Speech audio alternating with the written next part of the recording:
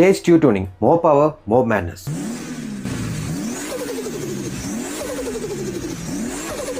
അപ്പോൾ സ്റ്റേജ് 1 ട്യൂണിങ്ങിൻ്റെ കഥ നമ്മൾ ഓൾറെഡി കഴിഞ്ഞ വീഡിയോയിൽ പറഞ്ഞു കഴിഞ്ഞു. സ്റ്റേജ് 1 ട്യൂണിംഗ് എന്ന് പറയുന്നത് ജസ്റ്റ് ഒരു ECU റീമാപ്പിംഗ് മാത്രമാണ്. അതുമാത്രമല്ല കൂടുതൽ അഫോർഡബിൾ ആണ്, ക്ലേബിൾ ആണ് ആൻഡ് റിവേഴ്സിബിൾ ആണ്. വേണ്ടാന്നുണ്ടെങ്കിൽ സ്റ്റോക്ക് മാപ്പിലേക്ക് തന്നെ ഡീട്യൂൺ ചെയ്തെടുക്കാൻ പറ്റും. പലരും ഈ സ്റ്റേജ് 1 ട്യൂൺഡ് ആയിട്ടുള്ള വണ്ടി ഒരു ഡെയിലി ഡ്രൈവ് ആയിട്ട് കൊണ്ടു നടക്കാറുണ്ട്. പലർക്കും ലക്കിലി ഈ എക്സ്ട്രാ പവറിന് പുറമെ കൂടുതൽ മൈലേജും കിട്ടാറുണ്ട്. പക്ഷേ ഈ സ്റ്റേജ് 1 ട്യൂണിംഗ് ജസ്റ്റ് ഒരു സ്റ്റാർട്ടർ മാത്രമാണ്. കുറച്ച് കഴിയുമ്പോൾ ഈ പറഞ്ഞ പവർ പോരാണ്ട് വരും, സ്വാഭാവികം. അപ്പോൾ എന്ത് ചെയ്യണം? ഈ സ്റ്റേജ് 2ലേക്ക് അപ്ഗ്രേഡ് ചെയ്യണം. അപ്പോൾ ഈ സ്റ്റേജ് 2 ട്യൂണിംഗ് എന്ന് പറയുമ്പോൾ സംഭവം കുറച്ചുകൂടി സീരിയസ് ആണ്. ഈ സ്റ്റേജ് 1 ട്യൂണിംഗ് പോലെ ജസ്റ്റ് ഒരു ECU റീമാപ്പിംഗ് മാത്രമല്ല, ഈ പ്രൊഡ്യൂസ് ചെയ്യുന്ന പവറും ടോർക്കും ഹീറ്റും മാനേജ് ചെയ്യാൻ വേണ്ടിയിട്ട് കാര്യമായിട്ടുള്ള ഹാർഡ്വെയർ അപ്ഗ്രേഡും ചെയ്യേണ്ടതായിട്ടുണ്ട്. അപ്പോൾ ഈ സ്റ്റേജ് 2 നമ്മൾ മെയിനായിട്ട് ചെയ്യുന്ന അപ്ഗ്രേഡ്സ് എന്തൊക്കെയാണെന്ന് വെച്ച് കഴിഞ്ഞാൽ, ആദ്യം തന്നെ നമ്മൾ down pipe exhaust system install ചെയ്യണം. അതായത് ഈ എക്സോസ്റ്റ് സിസ്റ്റത്തിൽ ഈ കാറ്റലിറ്റിക് കൺവെർട്ടറിന്റെ സെക്ഷൻ കംപ്ലീറ്റ്ലി ഈ പറഞ്ഞ ഡൗൺ പൈപ്പ് വെച്ച് റീപ്ലേസ് ചെയ്യണം. അപ്പോൾ ഇതിന്റെ ഗുണം എന്താണെന്ന് വെച്ച് കഴിഞ്ഞാൽ, ഈ ഡൗൺ പൈപ്പ് എന്ന് പറഞ്ഞ ഈ സിസ്റ്റം കുറച്ചും കൂടി ലെസ് റെസ്ട്രിക്റ്റീവ് ആയിട്ട് എയറിനെ കടത്തിവിടും. അതായത് ഈ എക്സോസ്റ്റ് ഗ്യാസ് നല്ല സ്പീഡിൽ ഇതിലൂടെ പുറത്തേക്ക് പുറന്തള്ളപ്പെടും. ആസ് എ റിസൾട്ട് ഇതിൽ കണക്ട് ചെയ്തിട്ടുള്ള ടർബോ പെട്ടെന്ന് സ്പൂൾ ആവും, ടർബോ ലാഗ് കുറയും, അതുപോലെ തന്നെ വീൽസിലേക്ക് ഒരു ക്വിക്ക് ആയിട്ടുള്ള പവർ ഡെലിവറിയും കിട്ടും. അടുത്തതായിട്ട് കമ്പാരിറ്റീവ്ലി വലിയൊരു ഇന്റർകൂളറിലേക്ക് അപ്ഗ്രേഡ് ചെയ്യുക. ടർബോ എഞ്ചിനിലെ ഏറ്റവും ക്രിട്ടിക്കൽ ആയിട്ടുള്ള പാർട്ടാണ് ഈ ഇന്റർകൂളർ എന്ന് പറയുന്നത്. ഇതിന്റെ വലിപ്പം എത്രത്തോളം കൂട്ടാൻ പറ്റൂ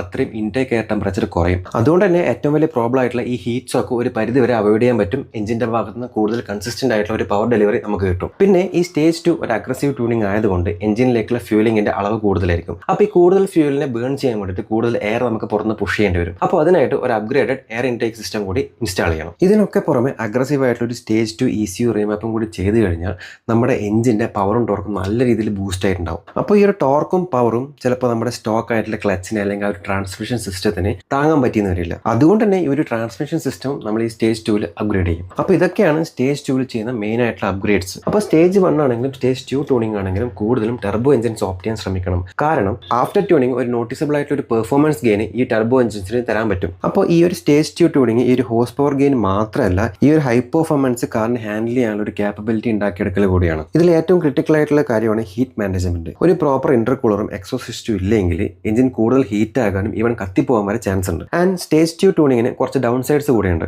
പല കാരണങ്ങൾ കൊണ്ടും പല സ്ഥലത്തും മെയിൻലി ഈ എമിഷൻ നോംസ് ഒക്കെ കാരണം ഇത് ഇല്ലീഗലാണ്. ഈ പറഞ്ഞ കാറ്റലിറ്റിക് കൺവെർട്ടർ റിമൂവ് ചെയ്യുന്നതുകൊണ്ടും ഹൈ എക്സോസ്റ്റ് സൗണ്ട് കൊണ്ടും ഇത് ഒരിക്കലും എമിഷൻ നോംസ് മീറ്റ് ചെയ്യാൻ പോകുന്നില്ല. Also stage 2 pushes the engine components harder. അതുകൊണ്ട് തന്നെ എഞ്ചിൻ ഫ്രീക്വന്റ് ആയിട്ട് മെയിൻറ്റെയിൻ ചെയ്തുകൊണ്ടേ ഇരിക്കണം. പക്ഷേ ഇതൊന്നും ഒരു എന്തൂസിയാസ്റ്റിക് പോയിന്റ് ഓഫ് വ്യൂ ഒരു പ്രശ്നമേ അല്ല.